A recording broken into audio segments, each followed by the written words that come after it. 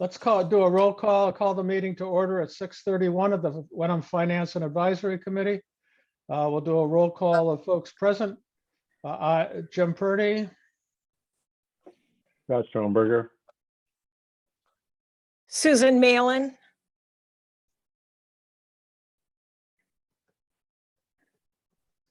David R.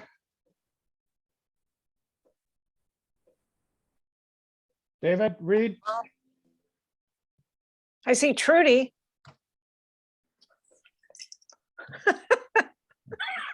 He's supposed to be here. David's here. David Reed, David. I see he's got a mic, but not a camera. But is his mic on or? It appears to be so. Let's see if we can get David connected, just so we can move forward here. I'm going to take off video and go check on him.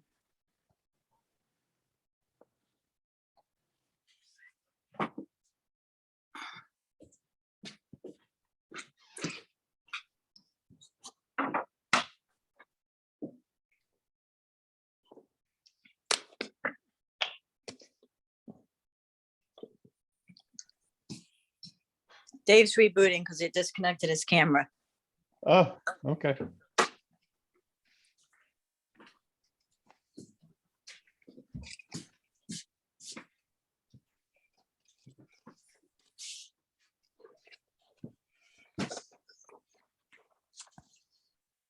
Jim, is Pat still traveling? She came back yesterday. Yeah, I'm sure she had a beautiful. lovely time. A beautiful country, Portugal. Yeah. All right, Mr. David.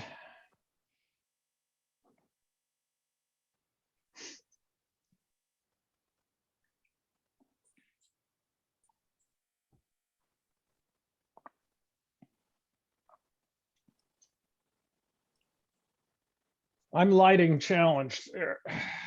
I've been for quite a while, actually. I can't quite capture the right angle or something, or the lighting. What should I be doing differently, folks? I don't know if it has kind of a 60s look to it, you know, so I think it's probably in. We don't want a 60s look. Oh, boy. All right.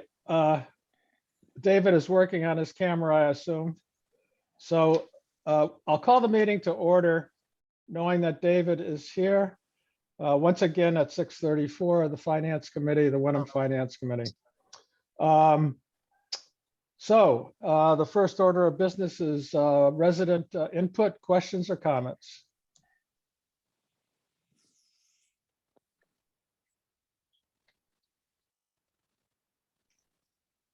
Okay, hearing none. Public input at this point. Any public input? Okay. If I may, I'd like to reverse the order a little bit, Jamie, if that's okay. Jamie? Yes. I'd like to do the transfer request first. Yep, I moved it on the agenda. Oh, there it is. Oh, thank you very much, Jamie. Okay, so today in conversations with Tom and others, it was decided to move forward with requesting a reserve fund transfer request for the voting equipment. Now that we're 2 precincts, I'm not going to go into detail because I'll let Trudy do that. But given that we need lead time to purchase and order the equipment in order to have it by the late summer, I thought it would be best to go ahead and put that on the agenda for tonight. So the amount is in 10,500. Trudy, could you walk us through this request and some of the issues involved? Sure. So because Wenham has been divided into 2 precincts, voting districts for all state elections, we will have 2 ballot styles because we're going to be represented by 2 different state reps. So because of that, I'll basically be running 2 elections at each state election. So because we have different ballot styles, they have to go into their own tabulator ballot box. So because we have the new additional sub precinct, an additional tabulator and ballot box is needed. I won't say it's needed. And I'm also requesting 3 poll pads, which we would also be using for the new sub precinct. And those would also be used during early voting, which allows us to check in early votings and to do check in on election day. Okay, So as I had, I think, explained on my reserve transfer form, the state only uses 2 vendors for voting equipment. They've been certified by the state. So I will just be working with the same vendor that we have our equipment currently through, just to keep it all consistent. that's LHS Inc. LHS Associates, yes. Associates, yep, okay. And they presently do our current equipment. They do. They also print our ballots, and I use them for a number of things. So, Oh, and they're okay. right in Salem, New Hampshire. They've got great customer service. That's great. Okay, do you want to walk us through the product description and the cost, Judy, associated with it? Just so Yeah, I we- don't have the quotes right in front of me, but Okay. one of them is the tabulator that you put your ballot through, and it's attached to a black box that the ballot drops down into. I think that's just around 4,500 to 5,000 for that. That is currently available for us. The poll pads that we use is more like an iPad, and that allows us to check in voters. During early voting, we use it to check in. We are able to print labels that go right onto the envelopes with the voters' barcode, so that when we process it through the state's voter registration system, we can just scan them in. So it just saves time from the voter to have to write out. All they have to do is sign it instead of writing their name and address, which is required on the envelope for the ballot. We also use the poll pads to check in for town meeting. I'm sorry, for the election on the actual election day, which allows me just to instantly upload that voter history into our state's voter registration system, which in the, up until 2 or 3 years ago, we would have to scan each one in. Dave's just brought me the quotes. So I guess the tabulator and the ballot box is about 5,700. So the remaining would be spent on the poll pads. And again, these poll pads, we also use them for town meeting check-in, which again makes it so much easier. Mhm. The poll pads will be set up on election day so that only those in precinct 1 will be able to check in on precinct 1 and ensure that they get the right ballot.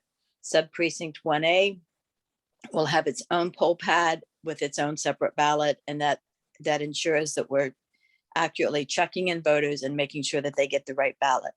I've learned in my past that if the voter gets the wrong ballot, it will not go through the machine, and therefore it's got to be hand counted, and not all of the races would be counted because of that state rep would be on the wrong ballot. So it's just another way of a check and balance to make sure that the voters are getting the right ones. So let me see. And then that one, the poll pads are a little more, or just, I think about 4,500 for the 3 of them. So every election, the voters list is uploaded into these poll pads. And they've got up-to-date information. They keep track of the absentee ballots that we've received. They keep track of anybody who's voted early voting. So it's been a lifesaver for clerks across the Massachusetts, especially now that we're doing early voting.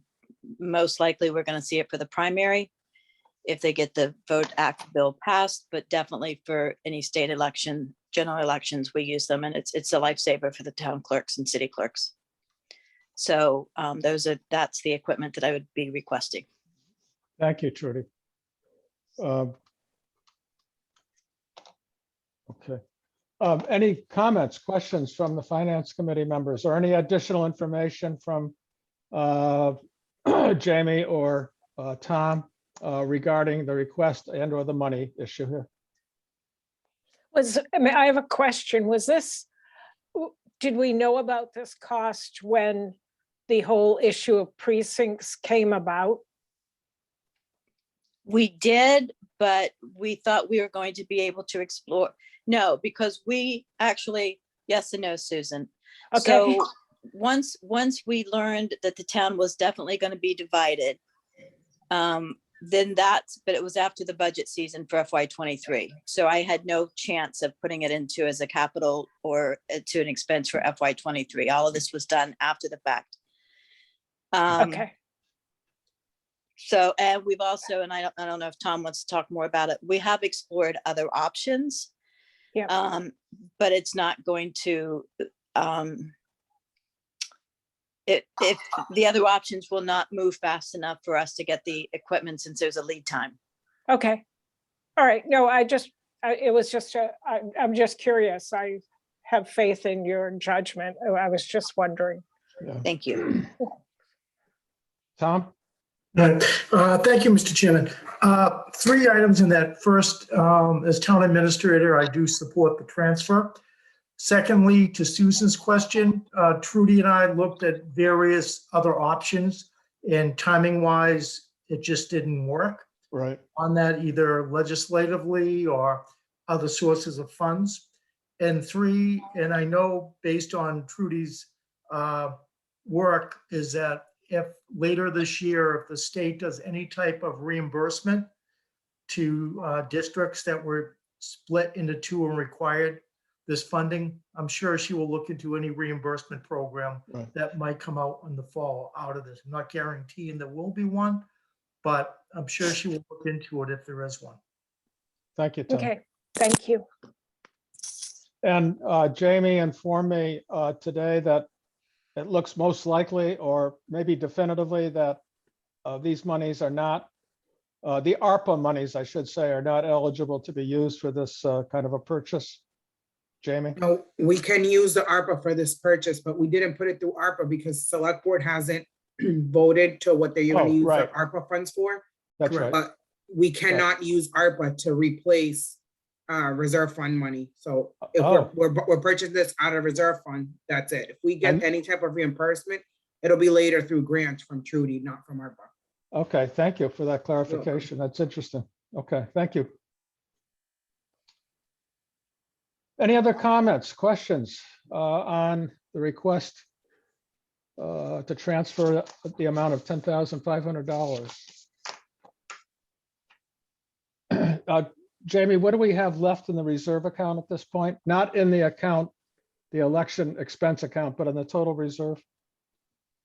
We have $98,750. Okay, thank you very much. You're welcome. Okay, hearing no other questions or comments, may I hear a motion on the request for transfer from the reserve fund of $10,500 for voter tabulating, ballot box, and poll pads? I'll make that motion. Okay, I'll I hear- second the motion. made by Susan, seconded by Scott. Any further questions or comments on the motion? Okay, hearing none. All those in favor, a roll call, please. Aye, Jim. Hi, Hi, Dave. Susan. Oh, yeah. Okay, I'm online finally. Okay, David gave an aye. Susan, aye. Scott? Hi, Scott. Okay, so it's of the FinCom members present. It's a unanimous vote to approve the transfer. Trudy, thank you very much for coming on and reviewing that with us. The last I thing, appreciate this. Thank you very much. the last thing we need is to have not the right equipment during a voting season. Yeah. Thank you very much. Thank you. Okay. All right. Let me just preface, I just want to make one remark about this discussion on the trash fees. This discussion came up at the end of February, the 1st of March. It was I deferred the discussion, given that we only had about 4 weeks and only 2 or 3 meetings before town meeting. So I deferred this discussion to after town meeting, and so here we are. Now, the second thing I want to make a statement about is this is just a very initial discussion. Actually, the discussion about trash fees began in calendar year 19, and we had some models and so on. But at this point, this is a very initial discussion, just to put it on the table. I think it'd be very appropriate for the new town administrator, Jamie, and other senior staff to continue to take a look at this. This is the third thing I want to say, that at the end of the day, the FinCom's role in this, if we move it forward after tonight, is to review the different models, the different expenses, the impact on the citizens. And then we may or may not make a recommendation to the select board, because at the end of the day, it is a select board decision in terms of a policy. So this has many, many steps. So this is just the initial discussion and some thoughts, and we'll see where we go from there. So, Jamie, do you want to lead this discussion? Or This is all you, Jim. Take it away, oh, unless you want me to do it. okay, let me get my notes out. I see what you have on the screen too, of course. All right. So what we're doing right now, I think everyone knows what we're doing in Wenham right now. We have house-to-house pickup once a week for both trash, recycling, and compost. The trash processing is through Wheelabrator at an incinerator.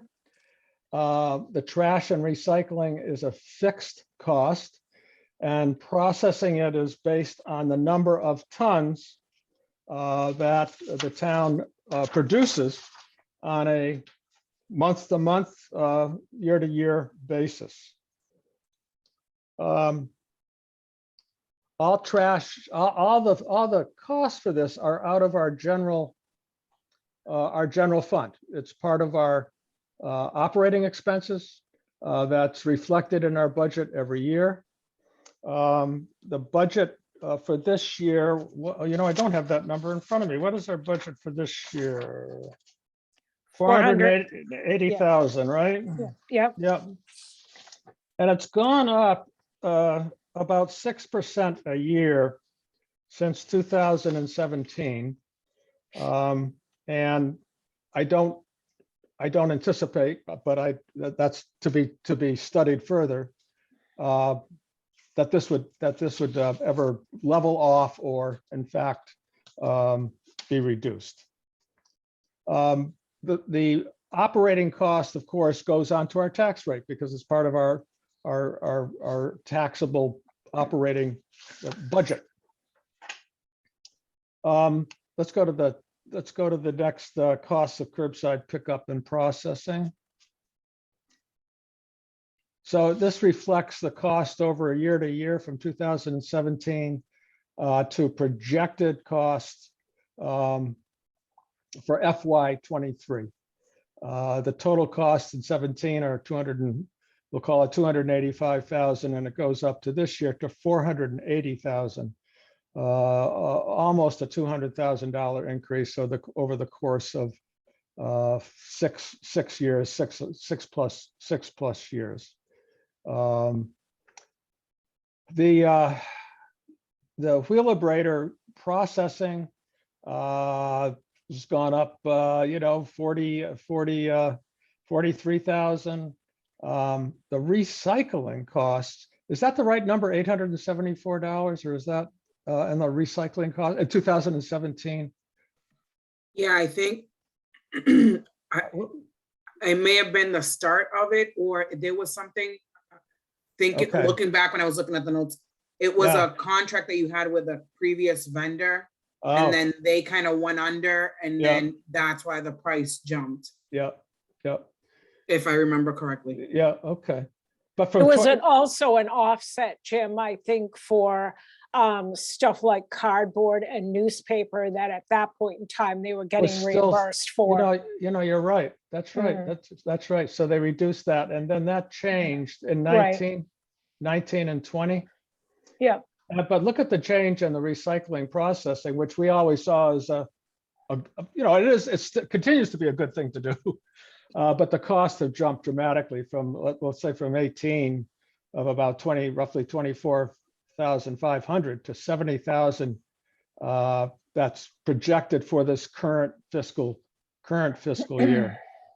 That's but a, but this is misleading because it's only dollars and years, it's not pounds. So certainly in 2017, there were quite a few fewer households in Wenham than there are now.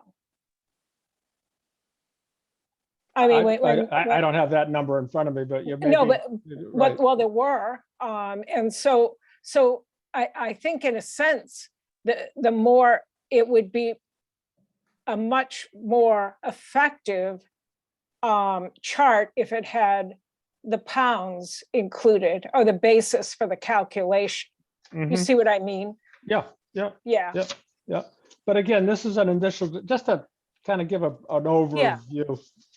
And I think, in fact, I think those pounds were, we went through the slides. I didn't want to go through all the slides from 19. And I think Yeah. that was included, Susan, which is a good, Okay. which is an important data point though, Mhm. because it more accurately reflects what the costs are.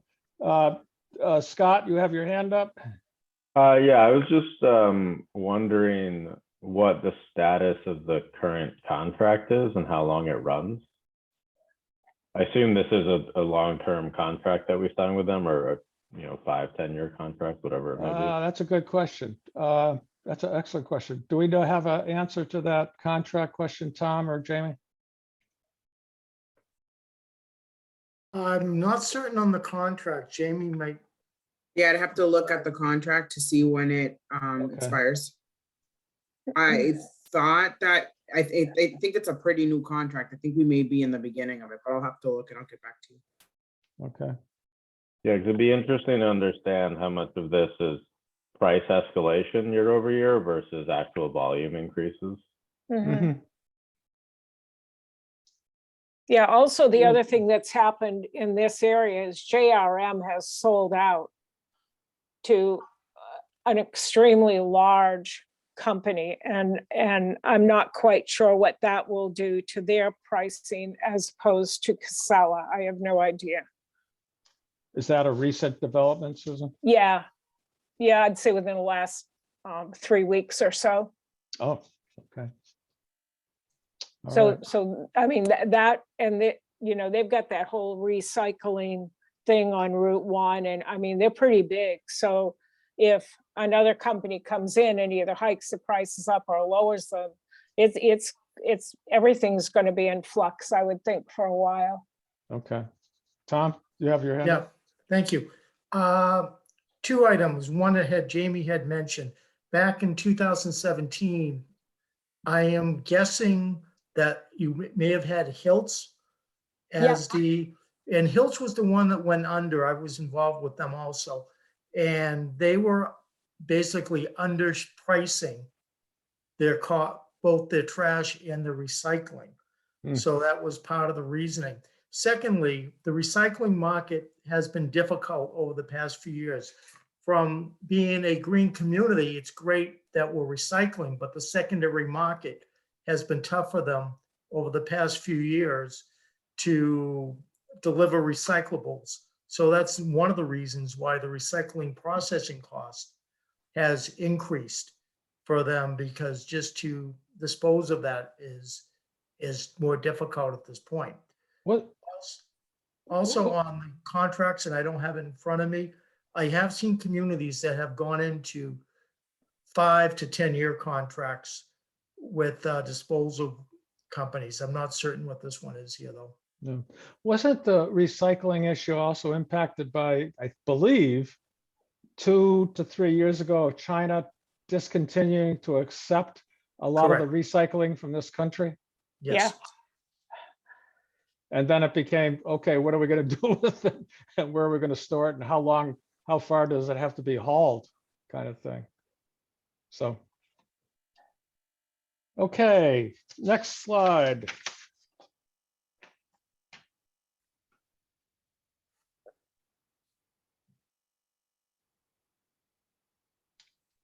So this is just an example of how our neighbors are currently doing this. It's a little bit more complicated than other models.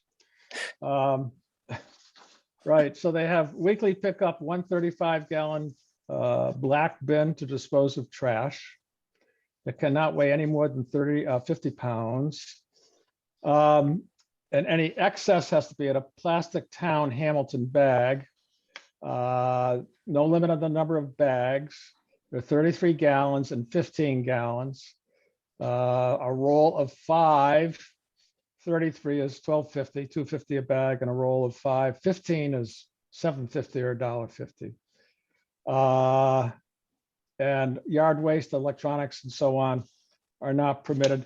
I believe Hamilton has its own electronic hazardous and bulky items pickup or disposable days, like we do in Wenham, in the same way. Hamilton's has been in place for I'm not sure, I think 2+ years now. And the rollout of it was complicated for the town. My understanding and going through that process of reading about it was a challenge for the town and the residents to kind of get into a cycle of how best to push this forward. But it's still in effect. That hasn't, the numbers may have changed, but the process of a charge for the bags and so on is still in effect. And Wenham has a charge for bags as well, over and above. And I don't know the cost for a roll of those green bags for Wenham. Does anyone know the cost for that, for the roll of green bags? They're just about what Hamilton's are. And I have yet to find a finance person in the town hall who can tell me how much money is collected on those, where it goes, or how it eventually gets to Wenham. You're talking about the Wenham bags, obviously, not the Hamilton bags. Yeah. I've asked now 4 different people and I never get an answer. So anyway. We get a wire monthly. We get a what? A wire monthly. Oh, you do? Mm-hmm. Okay. Oh, well, I can't tell you the amount from the top of my head, but I'll find out tomorrow morning. Oh, I appreciate that. Seriously, I've asked 4 different people. And the money, the dollar wire comes from the Crosby's deposits it, and I believe it's their bank gives us the wire that transfer. does it. Yeah. And honestly, the reason why I know it is because I didn't know what that money was for, and I had to figure it out. So now Obashan sells them too.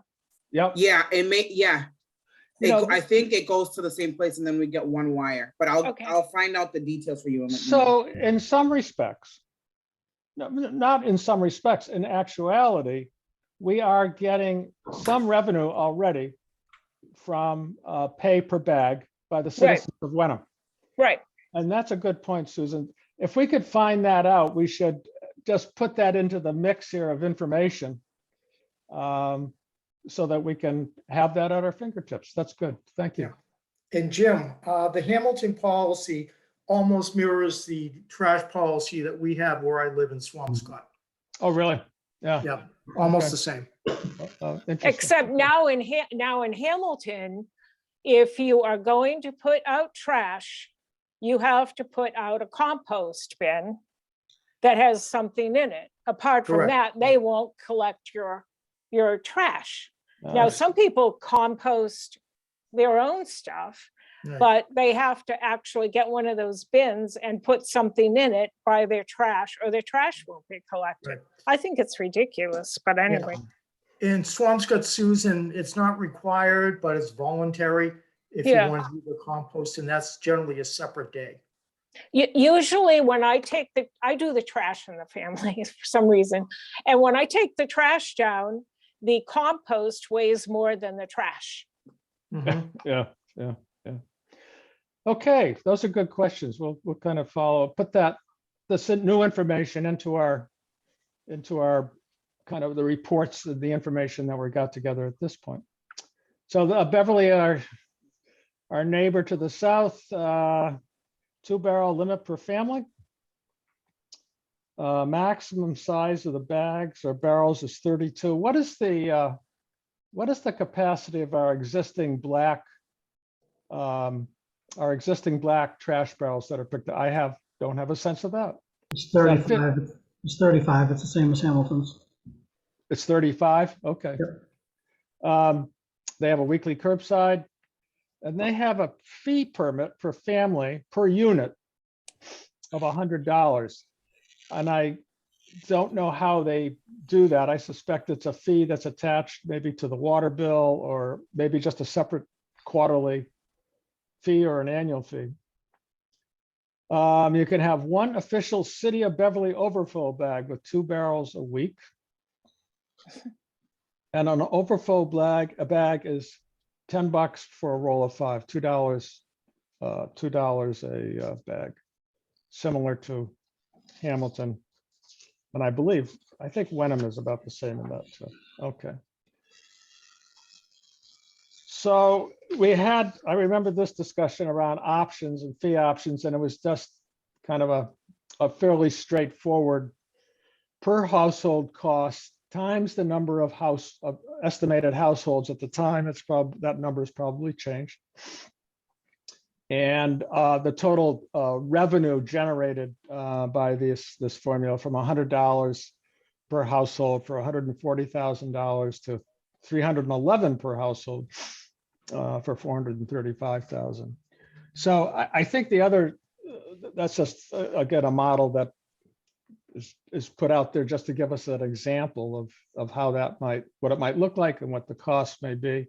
And I think it's important to state for citizens listening or watching in the future, that FinCom certainly recognizes and acknowledges that this is a fee, this is a cost.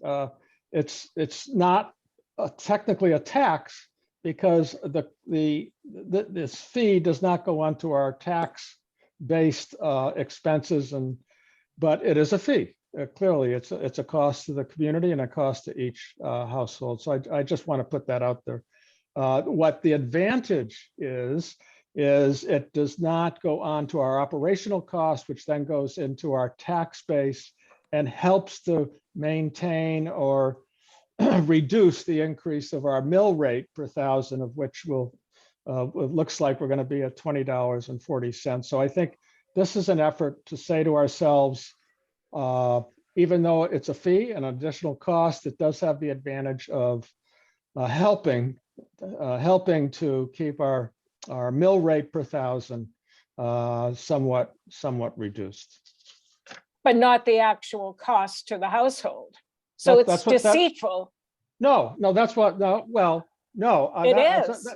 No, that's why I'm being very clear at this point, Susan. I know you're being very clear, but if I somebody's looking at the tax rate and they're seeing X, Y, and Z, one would assume that they're not going to say, oh, gee, what's the trash fee on top of that? Right. And there's many steps between our very initial discussion tonight and having this go to any level with very clear enunciations about how this would work, what it would cost, the acknowledgement that it's a fee, just like the water fee, if it goes into effect, and the advantages it reduces the tax rate, but it's still a cost per household. Absolutely. That would have to be fully explained up front. But see, to me, a fee, if you're going to attach a fee to something, then you have to have an option. Now, on the Cape in Orleans, we pay $175 this year for a sticker for the town landfill, the town dump, we call it. And but we have the option then of having a private company pick it up, or I don't know what else people would do with it, deep six it, I have no idea. But if you're going to offer a fee, which a fee to me is something that you have an option for. I mean, the water, there are fees involved, but you can also sink a well. And so I think without the use of a landfill, and or if people choose to have a private contractor come, a lot of people are doing that because they get better service and they can throw out more stuff, then one would think you wouldn't have to pay the fee. Yeah, and I think that's one of the things that, Susan, we got to think about is that we're not really ready to roll anything out. And I think especially Jim kind of hinted to it early that we have a new town administrator, Jackie, who was involved, has moved on. We have a new DPW person coming in. So what we're really talking about here is reinitiating a study. I mean, that's what I think we need to do, is we need to say, okay, today we're at $480,000. That's $85 a household. What are the options? Is there an option where you now base it per barrel, per bag, weekly pickup, bi-weekly pickup? I don't think, we don't want to get there tonight, but I think that's, to me, we have to kind of acknowledge that we almost need to restart this with the new players involved. Because, today I don't even know if Casella is willing to go into this type of a model, because right now they've got a consistent pickup, they know what they're doing, they know what they're going to charge us. If we now say that, well, certain weeks, some households may only put out a barrel, other households may not put out anything, we haven't worked all that out. There's a So lot to your point, I think that right now what we're saying is that today what we know is we have a $480,000 trash expense budget. That's for the 1,400 households we have in town. That's $85 a quarter, $6.50 a week. Now we'd have to ask DPW to talk to the trash guy, what are options? What are they willing to do? See, I don't think that's bad. I think $480,000 to collect the trash, recycling, and compost in all of Wenham for 52 weeks, that doesn't seem bad to me. When I look at what trucking costs are and everything else, and they're eating a lot of diesel fuel at $6 a gallon now too. So I don't think it's all that bad. I don't think it's egregious at all. No, again, I don't think, my understanding of why this discussion wasn't because the costs are outrageous, because again, $1 a day. Right. I've already mentally thought of it that way. For Yeah. $1 a day, somebody comes in and hauls away all my trash and recycling, and I don't have to worry about it. What we need to think about is a fee structure better? Where does it balance out? Because right now, every house is paying, basically, again, tax rate. Obviously, the more expensive houses get hit with a higher percentage of it. But basically, are there houses that would benefit by only putting out a barrel every other week? Are there houses that need 2 barrels a week? Yep. And today, we really don't have a structure to accommodate changes. So I think that's really what I was looking at and what I read. This was kind of a fast study that was done. Yeah. Most of the if you think about it, Bill's gone, Jackie's gone, prior TA is gone, that were here when this started. So I think we've got to rekindle it. And like you said, today, basically for a dollar a day, somebody's coming in taking care of all of our stuff. Yeah. Now we have it's a deal. Is there a better model? And I think that's really where we are, because is it a pay as you throw, as kind of that next one was? Yep. But again, we have to also make sure that it doesn't become so complex that all of a sudden somebody in town hall is trying to manage, somebody in Jamie's group all of a sudden has to manage different accounts, and trash fee collection and all that, versus it's just part of the tax bill. Right, and then we need a new person in the town hall to be the trash czar or whatever they're called. And I don't know, maybe the pay as you throw thing. I mean, the lady diagonally across the street from us puts out 1 barrel every month or every 3 weeks, Yeah. you know, so yeah, I mean, Yeah. there's an inequity to it all, but that's kind of built in. I don't know. Yeah, but then again, if we start talking to the people and they figure out that right now, on average, it costs $7 a week, and by doing this, it's going to change their average cost to $5 a week, and they say, don't bother me. Yeah. You know, if Yeah. we're really starting to talk to people about only a $2 or $3 difference in a week, Yeah, most, like you said, most homeowners are going to be, don't even bother me. I'll have more hassle trying to manage it. Because then I got to go get my stickers, I got to go get my bags, I got to go. So those are the things I think for this topic. Part of the idea was it's a fee versus built into the tax base, so it is variable use. But I don't Yeah. think, I think that's what we want to propose, that when we get the new TA in place, we get new people in, the new TBW guy is settling down, because again, we're going to have to talk to trash companies, then we can do more detail. Right. okay, As I said, this is just an introductory discussion okay. because it was deferred 8 weeks ago. 9 And weeks Tom ago. sounds like, Oh, Yeah, Tom, but, yeah, Tom, Thank you. I've had this conversation with the chair, and I'm in my final 7 days here. But I have done and gone through both trash fees and pay-as-you-throw. So if there's any questions regarding operationally or how you handle those, be more than happy in the future. If you want to reach out to me, I'd be more than happy to answer questions, or if you have any questions at this point. But as Jim said, this is just the beginning phase of your discussions. okay, thank you for your comments and your thoughts, everybody. Appreciate it. Pay as you throw. How does this work, Tom? Oh, thank you. Basically, yeah. You're trying to get the most out of my last 7 days, aren't you, Jim? Well, pay as you throw. I mean, I can see how it works, but you've been there. Okay, pay as you throw. It's interesting. It does promote recycling.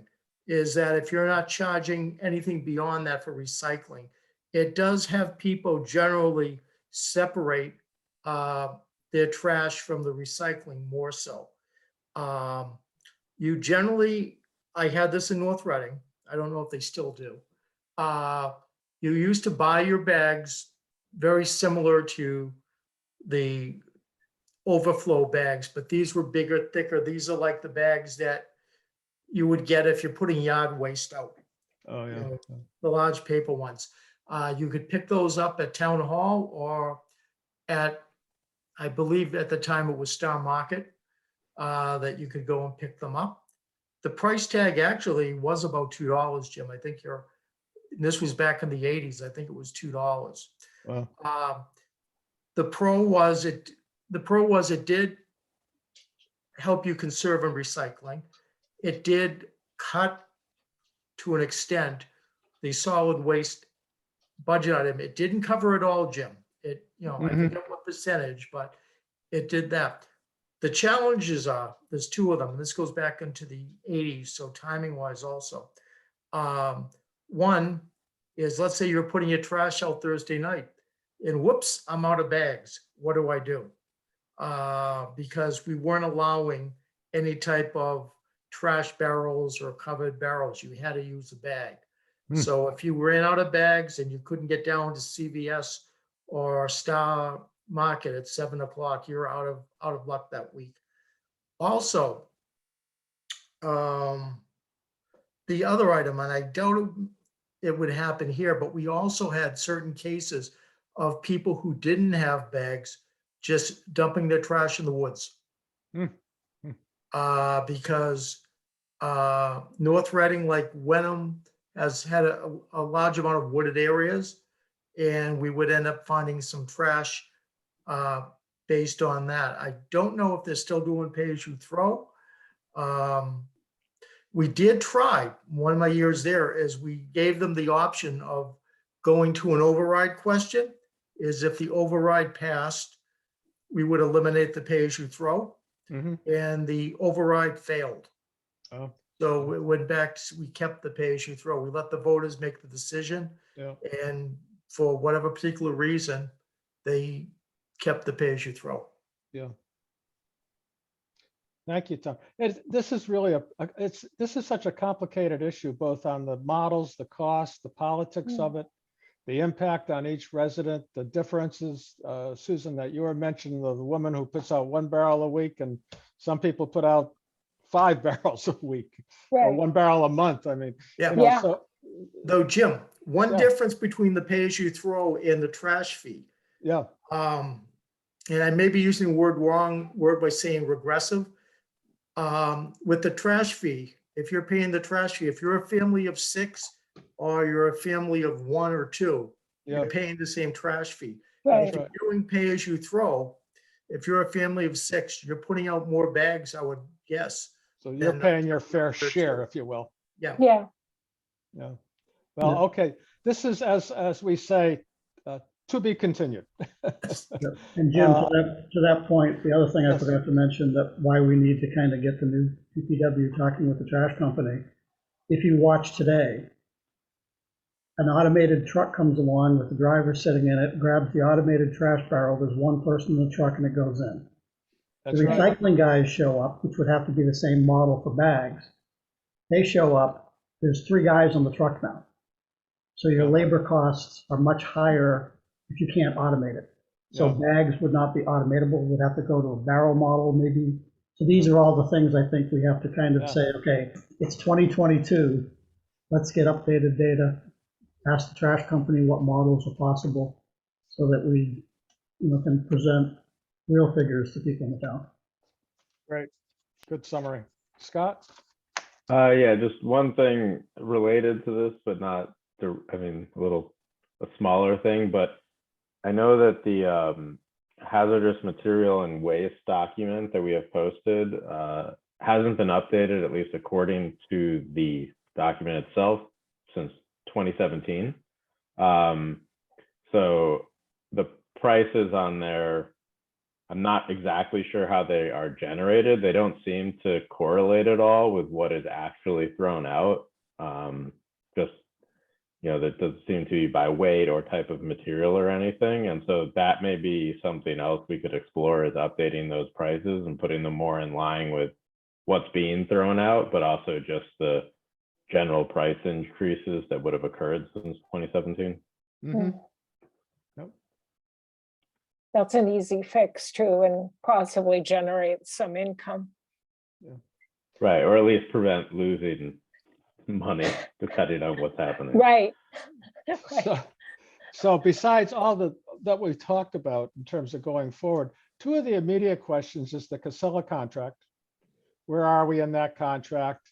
Are there riders? Are there inflationary riders every year, et cetera, et cetera? And for how long? How many years is the contract? The second is what we're generating in revenue now on the sale of those green bags, that we get this transfer of dollars from the bank that represents CVS and the Obashan Hardware Store. That'd be interesting to know, because as I said, in some respects, we're getting some dollar revenue in the sale of those bags. Could be $5,000 a year. It could be $20,000 a year. I don't think it's that much, but Get you that tomorrow. thanks, some point. Jenny. Yeah, great. That'd be great. Okay, so we'll move on from that, and I think pick up that discussion with the new town administrator and senior staff at town hall, and see where we go with that in the future. So the other question, that this was it was somewhat discussed, but it was pretty much deferred. It came up in February and March by a FinCom member, Susan, and by some residents in the community. And I thought it would be helpful just to go back and revisit in some specificity the change in the town administrator structure and the associated costs with those changes. It's a piece that has a question for the town. And we'd like to try to best answer that. And Jamie has done some work of putting this together. Jamie? So for our previous town administrator, when he left, he was paid out 2 weeks 2 weeks that were owed to him at the time, 6 months of regular pay, and 3 weeks of accrued vacation. And this totaled $83,402.40. And you can have, the breakdown is below. Due to unforeseen turnover, permitting coordinator, the executive assistant position, and the director of administrative services, we were able to absorb the cost of paying out a previous TA, paying the interim TA, and finish out a year with a permanent TA. This is the one-time turnover kind of worked in our favor, unfortunately. So combined salary with the under the town administrator line and under the town hall line is $320,255. From that, $150,662.40 were paid out to the previous TA. Calculated out to Tom the next couple of weeks for Tom, it'll be a total of $57,160. And then for the new TA starts the 23rd of May to June 30th, it's roughly $16,158. And then what we've paid the executive assistant to date and to get her to June 30th is $42,984.50. What we paid out to the previous director of administrative service is $29,300, because that person was only here for 3 months of the fiscal year, and then $23,000 for the minute taker. All of those salaries will come out of the TA line and the town hall line together. The TA costs did cost us $223,980.40 in total between the three. But all of those costs were able to, because of the turnover, we were able to absorb them in those two salary lines. The rest of the department staff totaled just under 95,300. And we'll still have, I think, like 900, and I can't see it. It's everyone's picture is blocking it, but I think it's like $990 in the account. But as of right now, and with these approximate numbers, we're not going to need any reserve fund transfers. All the costs were absorbed from those two salary lines. So in total, we spent between the TA transition expenses. Yep. And the other positions, $319,264. Coming up with a $990, if you will, positive balance in those lines. Right.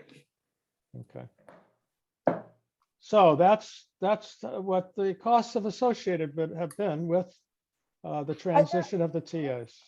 I have questions.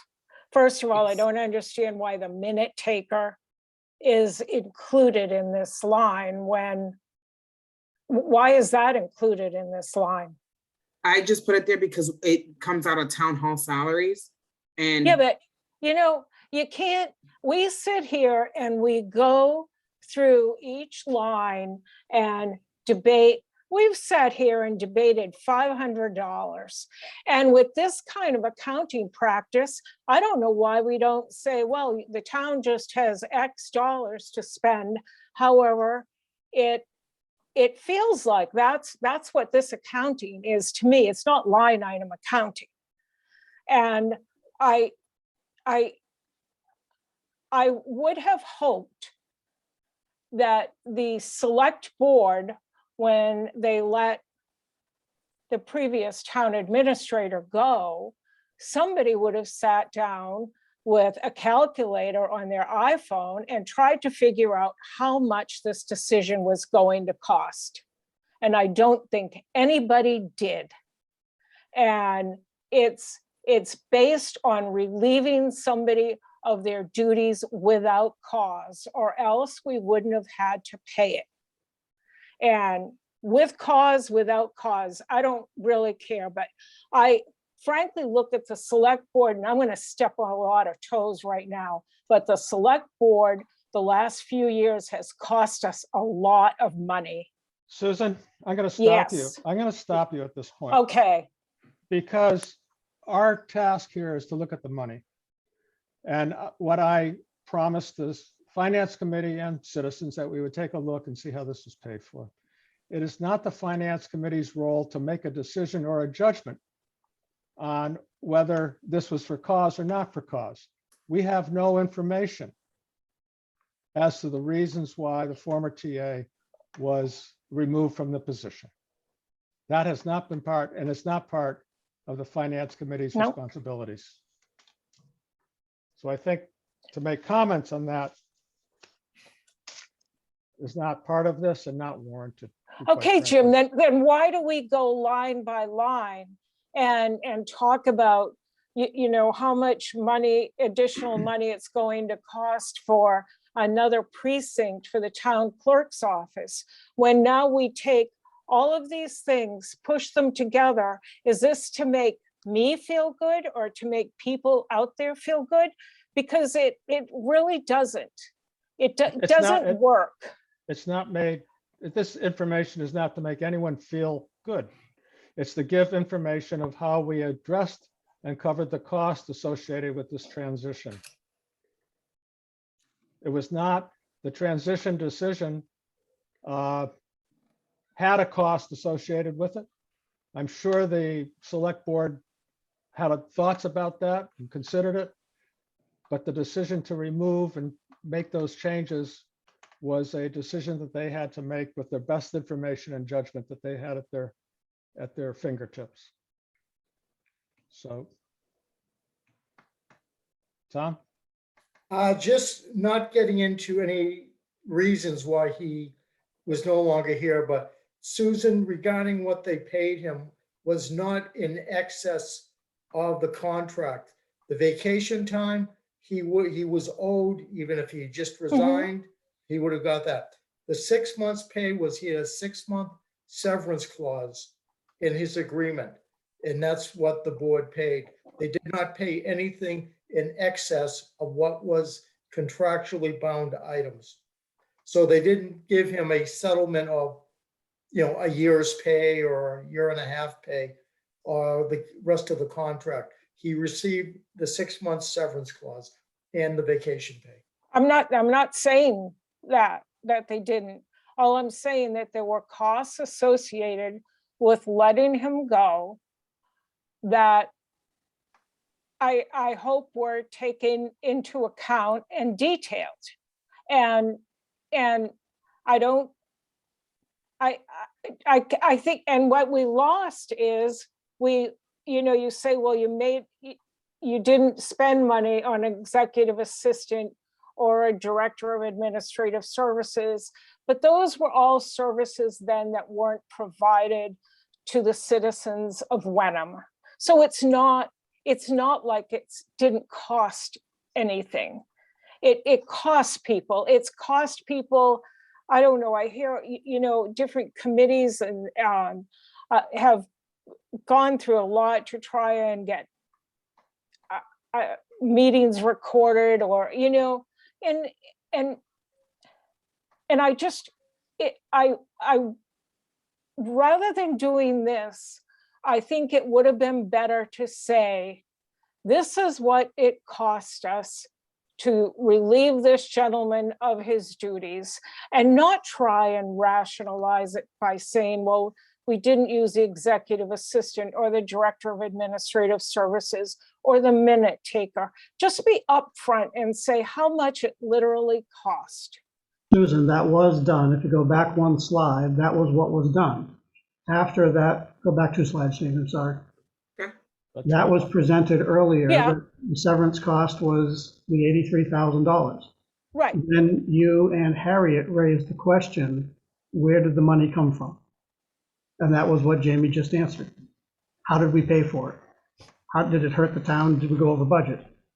So there were two questions that were asked. One was, what did it cost? And that's the, you know, even here, she summarized it. The TAs ended up costing us $223. The budget was roughly $150,000. So basically it cost us an extra $75,000, $80,000, as she showed on the other line. So in other words, This just okay. shows why they didn't come looking for a reserve fund transfer. Because at the moment, funds were there in the, call it town hall, or the town administration cost. So that's what this was intended to do, is just show why they didn't have to come forward with a special reserve fund transfer.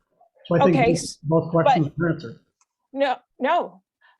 So in other words, the way this accounting is done, then we should have just a number for town hall and say, that's it, and divvy it up however you like. This is for fire department, police, highway, water, and just divvy it up how you like. Because that's what's happened here. No, Well, That's the it was- rationale. Can I just answer for 1 second? Yes. It was at the time of him leaving, or however it happened, that amount became an obligation. So at that point, we have to pay it. So there was money in the budget to do, not because, no one said, we're not gonna fill the executive assistant, we're not gonna fill the director of administration. Those positions just weren't filled because those people had left. That's just the way things worked out. So there was no need to go and ask for a reserve fund transfer when there was gonna be excess money in those funds.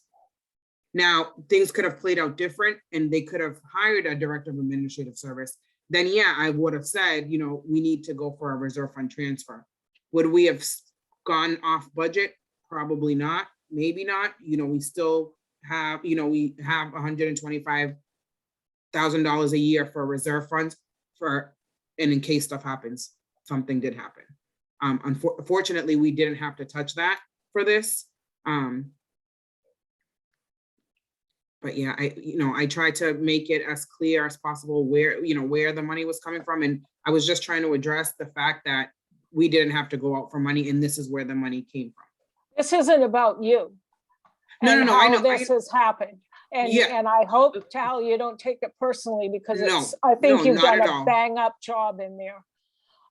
this, But I do think that there's a danger here of having just a sum of money and then divvy it up how we feel like. And I don't think that's the intent. we will And it's continue. not the intent. I have to fill, so the town hall line right now is gonna be, I'll be coming to the FinCom at the end of this fiscal year, asking for appropriation transfers. So you'll see this as an appropriation transfer going from one salary line to another. So it wasn't ever intended to not be clear. At the end of the year, you will see that transfer, like any other department, there may be inter-department transfers. Now, is there a way, Jamie, that instead of that, if you know that something's going to happen, is there a way for those to be discussed throughout the year rather than, in a sense, after it's all been done? So typically you do the year-end appropriations at year end. Yeah. But that's why we brought it up in the first place, to show here what's gonna happen. Okay, You don't really expect this type of thing to happen. but Really, the but- minute taker still confuses me, because Oh. Catherine Kingsley is still taking minutes. Right, so I just put there what we have paid from those salary lines on top of what the TA costs were, just Okay. for purposes of those are really the salaries that come from that line. It's really the executive assistant, director of administrative service, and the minute taker. So just Okay. for illustration purposes, I put the other departmental staff, Okay, but really, it really had nothing to do with it, other than just so that you know that that's where those salaries are coming from. So Okay. I just want to wrap this discussion up if I Yep. can. Yep. Two things. This is the expenses related to our current fiscal year, number Mhm. one.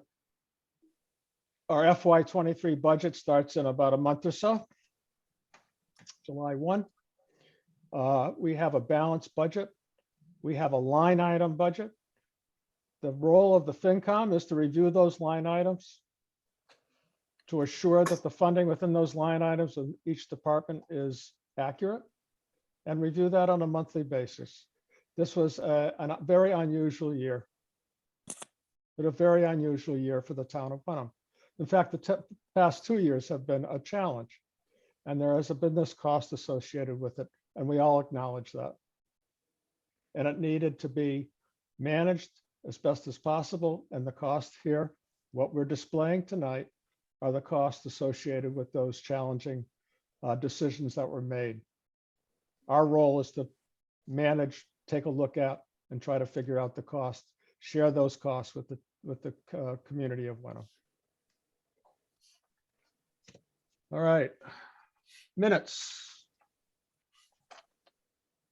We have two sets of minutes. We'll do the, let's see, the minutes from the town meeting first, April 2.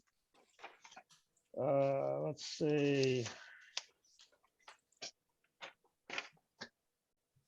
The April 2 minutes, a brief set of minutes that we had, a brief minute of meeting before the actual town meeting. Any questions or comments before we make a motion to accept the April 2 minutes? I have one comment, though. I think that was the smoothest town meeting I've ever attended. Mr. Smurge did a wonderful job. You did. I agree with that. Any comments, any further comments on the April 2 minutes? Hearing none, do I hear a motion to accept the minutes of the April 2 Finance Committee meeting 2022? I'll make that motion. I'll second. Motion made and second. Any other comments on the April 2 minutes? All those in favor? Aye, Jim. Aye, Dave, aye. Hi, Scott. Hi, Susan. Okay, thank you. And then we have the March 28th minutes. Has everyone had a chance? These are combined meeting of the selectmen. What meeting was this? This was the Warrant hearing. meeting- The warrant hearing. Yeah, Thank you. This is the warrant hearing. Thank you. I have reviewed these a while ago, but they haven't been approved by the FinCom.